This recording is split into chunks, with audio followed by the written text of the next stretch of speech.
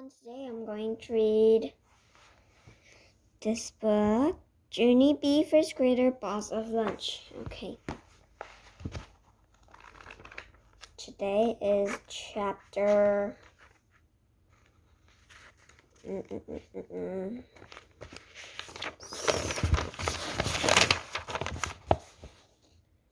Chapter 6. Here.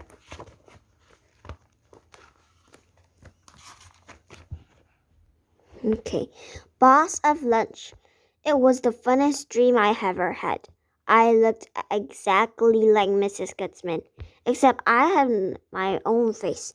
Also, I had my own apron, and my own plastic mitts, and my very own hairnet. I was a vision, I'll tell you. I worked my hardest in the kitchen. I washed all the carrots and I made all the hoggies. Plus, also, I ate all the sugar cookies. After a while, room 1 came into the kitchen with their trays.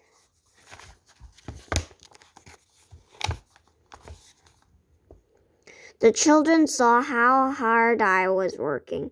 They called me Boss of Lunch, and they skipped around me in a happy circle. After that, they carried me all around on their shoulders. May did not appreciate. I waved at her when I went by. Then a duck flew in and chased her out of the room. That morning, I woke up laughing in my pillow. And guess what else? At school, my day kept on going better and better because I gave Miss Scary my permission slip, and he let me go to the cafeteria at 10 o'clock a.m. And so I hardly even did much work.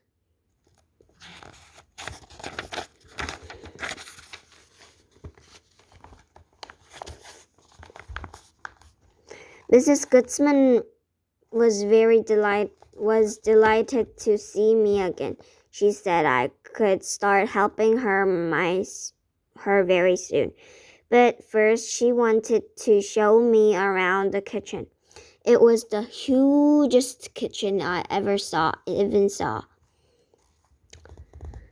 was a kitchen a giant would have. Look at how big everything is, Mrs. Gutzman, I said. Look at that big dishwasher over there. And look at those big refrigerators. And whoa, look at those big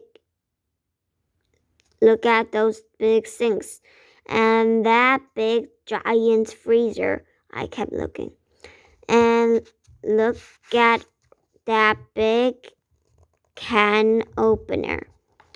And look at this big floor where we're standing on. And look at these big walls. And that big light switch. And those big... Mrs. Gutzman interrupted me. Okay, let's move on, shall we? She said. I'd like you to meet some of the other folks who work here, Junie B. After that, she took me over and introduced me to 6 grown-ups. I gave at those people kind of shy. They waved back, plus also they said welcome.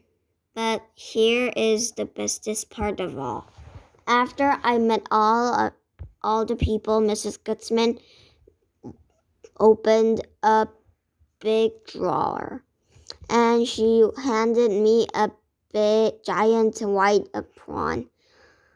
My whole mouth fell open at that huge thing. You mean I get to wear this, Mrs. Gutzman? I said. I get to wear an apron just like yours. Whoa, wow, wow. This is my dream come true. Mrs. Gutzman winked at me. Well, we sure don't want you to mess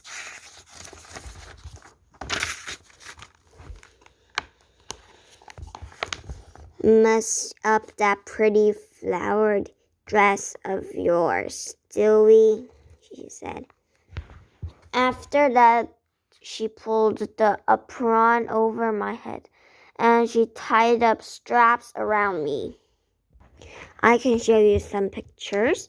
Here is Mrs. Gutzman, and here is Junie B. Junie B is very, very exciting about her dress, white dress.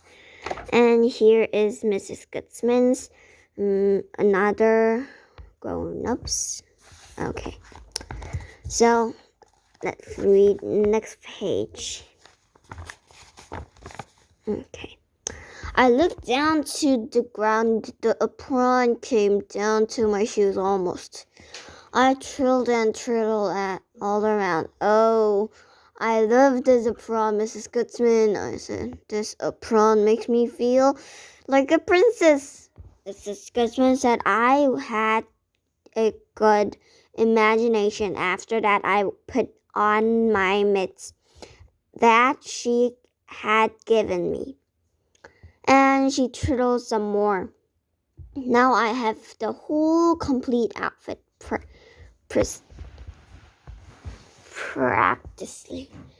I said real happy. And then, why, what do you know?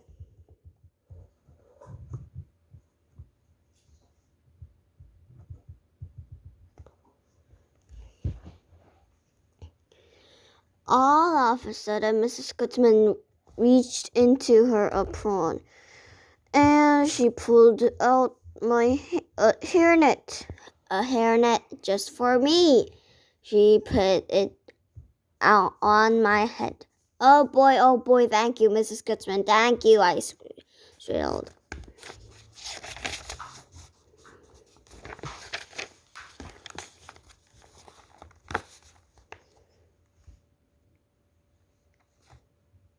Then I zoomed to the oven and stared at myself in the glass. Look at me! Just look at me. I look very little like a real professional lunch maker, I said that. After that, I stared and stared myself some more, and I couldn't even stop. Okay, I can show you a picture. Junie has a hairnet in here, and Junie is staring at her to the glass, the oven glass. Okay. So in the next video, we will read chapter 7. So bye-bye.